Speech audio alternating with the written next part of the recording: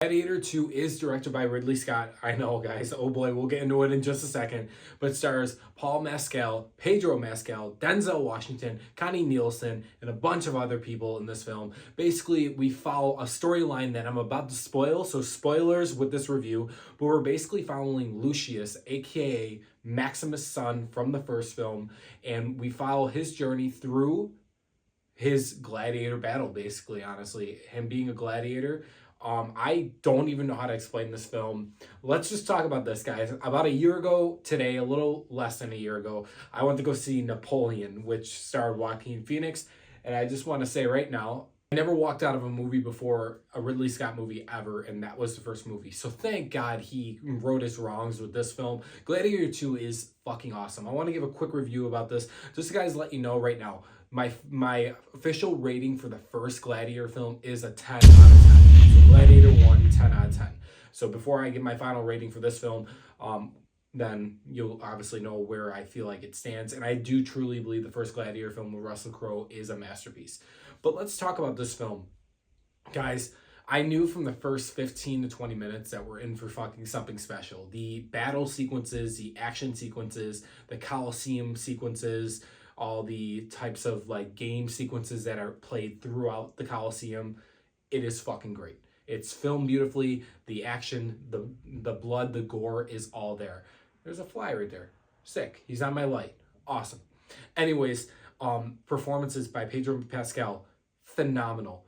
Now, I'm not really familiar with Paul Mescal. I'm not really at all. So this is probably my first film actually watching with him in it that I remember. And he did a great job as well as playing Lucius, the little kid from Gladiator 1. So it was great to see that they actually ended up doing one of my theories that I thought they were going to do. And it panned out perfectly well.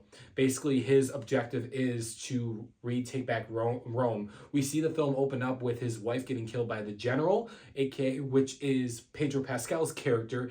And he's the type of general that doesn't want to be doing these things, and he wants to take back Rome too. And they have this little subplot that ends up getting fucked over by, you guessed it, Denzel Washington's character.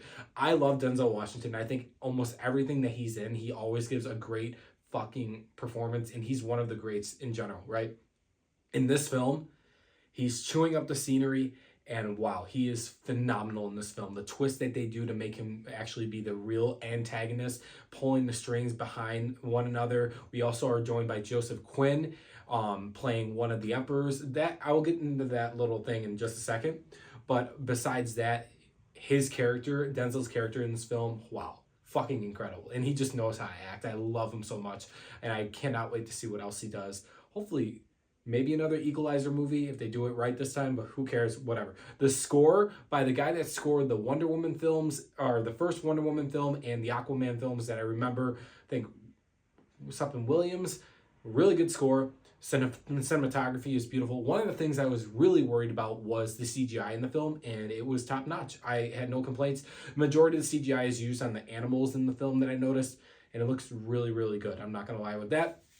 As for pacing goes, when Ridley Scott fires on all cylinders, especially with action and spectacle, he knows how, with a good story, he knows how to nail that pacing. So not once was I bored throughout this film, and that was one really good thing. My only gripe is Joseph Quinn and the guy that plays his brother in the film as the main emperors.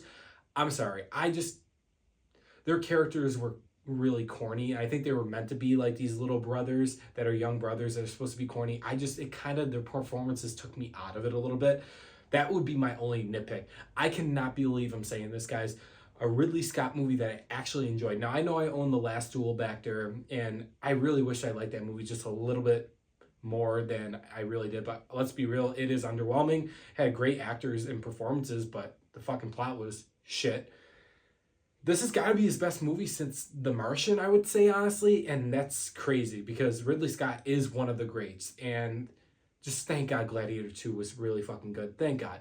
But guys, my overall rating for Gladiator 2, I went to go see this tonight in IMAX. I have to say I am giving Gladiator 2 an 8.5 out of 10. It deserves that rating.